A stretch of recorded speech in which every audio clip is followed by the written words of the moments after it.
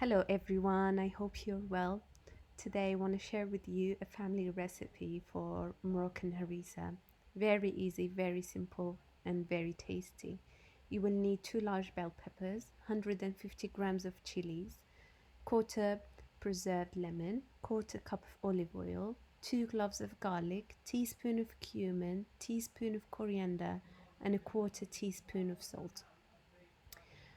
This harissa will be made in 2 steps. Step number 1 will be pre-cooking the peppers.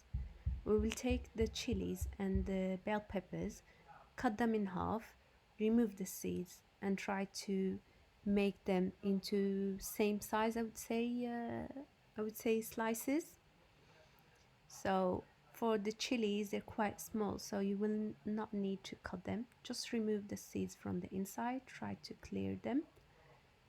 If you leave the seeds in, it will be super hot. So I would not recommend it if you don't like it extra hot. For the bell peppers, we will do the exact same thing, except for the fact that we will have to slice them a bit smaller. So they will be all the same size, cook at the same time, and they won't take longer.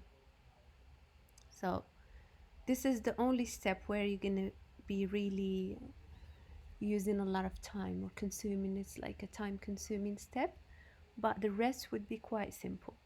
So get a pan, put some boiling water, and we will take the steamer where we place our peppers, add the 2 cloves of garlic, put everything on the steamer. We're going to put the lid on.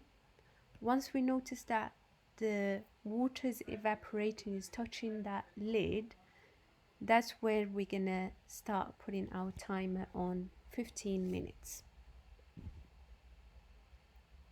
After the 15 minutes, we will notice that the peppers got a little bit, I would say, tender, and at this stage we will just remove it from the stove and simply place them on a plate. Let them cool down for a little bit and process them in the food processor until you get a consistency like this one.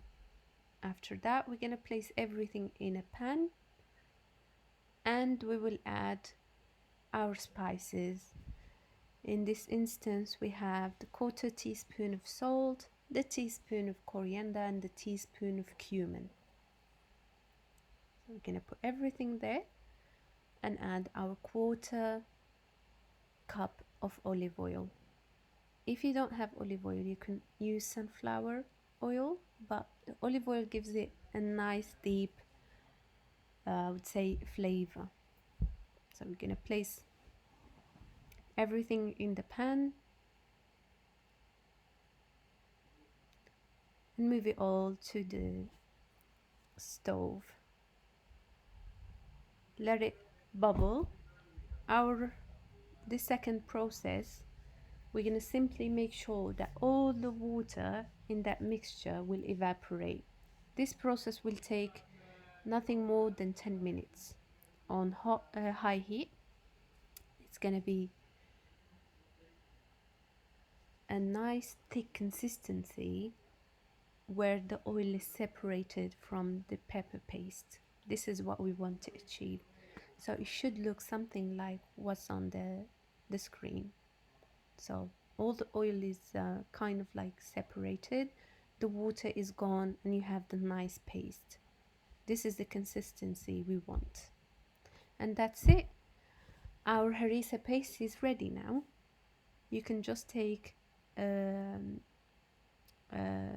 sterilized, I would say, container or mason jar, place the paste inside of it, let it cool before covering it, and you can put it in your fridge for up to 45 days.